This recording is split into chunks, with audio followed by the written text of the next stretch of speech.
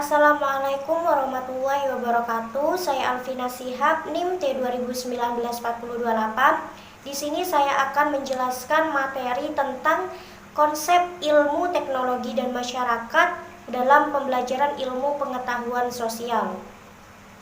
Untuk pembahasan yang pertama adalah mengenai kedudukan dari konsep ITM dalam pembelajaran IPS.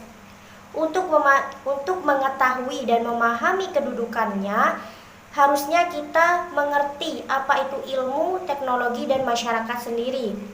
Adapun pengertian dari ilmu sendiri yaitu akumulasi pengetahuan yang menjelaskan kausalitas melalui observasi, klasifikasi, dan eksperimen.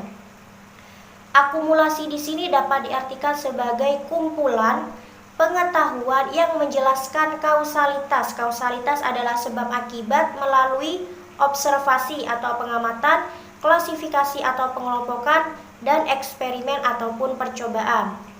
Kemudian pengertian dari teknologi memiliki arti sebagai metode ilmiah untuk dapat mencapai tujuan yang praktis. Nah, dalam hal ini, dalam konteks pendidikan, teknologi merupakan metode yang bersistem untuk mendapatkan pembelajaran yang lebih efektif. Nah, dalam dunia pendidikan, khususnya dalam pembelajaran IPS, biasanya yang dipakai adalah jenis teknologi informasi dan komunikasi.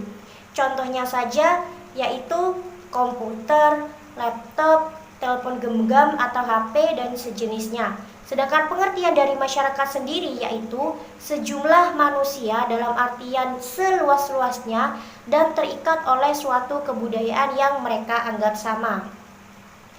Kemudian setelah kita mengetahui pengertian baik dari ilmu, teknologi, dan juga masyarakat, kita akan langsung membahas kedudukannya.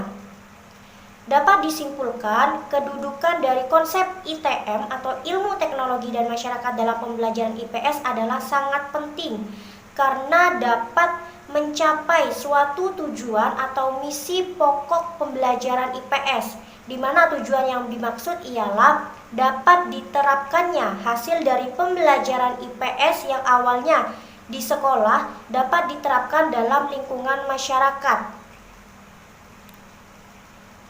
Nah, dalam hal ini dapat disimpulkan konsep ilmu. Ilmu merupakan jendela dunia. Maksudnya untuk kita mengetahui dunia, di mana di sini konteksnya adalah pembelajaran IPS, tentunya kita harus menguasai ilmu dulu. Kemudian untuk yang kedua adalah konsep dari teknologi. Teknologi adalah untuk memudahkan hidup kita. Nah, dalam hal ini konteksnya adalah untuk pembelajaran IPS. Sedangkan yang ketiga adalah konsep masyarakat, di mana manusia merupakan makhluk sosial, yaitu berguna bagi orang lain dengan menggunakan konsep ilmu, teknologi, dan masyarakat yang tidak dapat dipisahkan dari masyarakat itu sendiri. Sehingga dapat disimpulkan kembali bahwa kedudukan dari konsep ITM dalam pembelajaran IPS adalah sangat penting. Kemudian pembahasan yang kedua adalah pendekatan dari konsep ITM dalam pembelajaran sosial.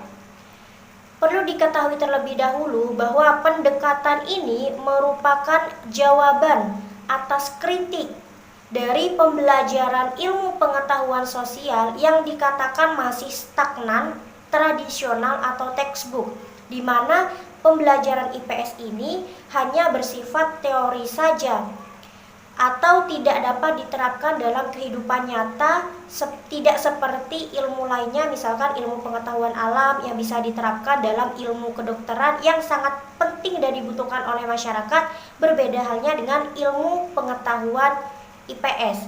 Nah, dengan adanya pendekatan ini, maka dapat dijawablah atas kritik itu, di mana pembelajaran IPS juga dapat diterapkan dalam kehidupan sehari-hari, tidak jauh berbeda dengan ilmu lainnya.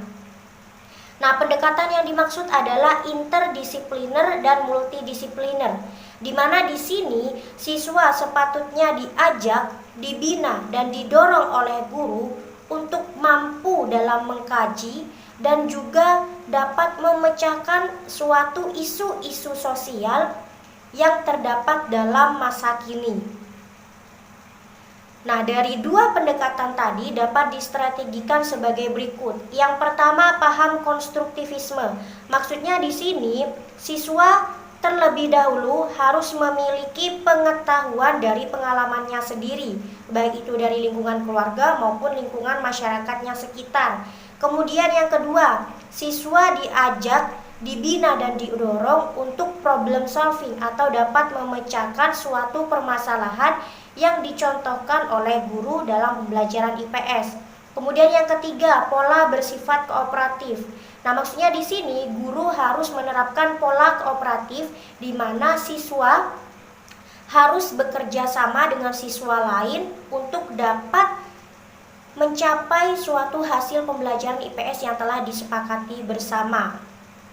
Kemudian masalah-masalah aktual yang merupakan objek kajian dari pembelajaran IPS.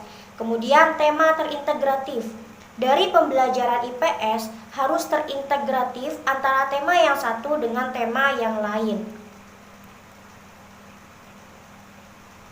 Sekian dari saya, mohon maaf apabila ada salah-salah kata. Wassalamualaikum warahmatullahi wabarakatuh.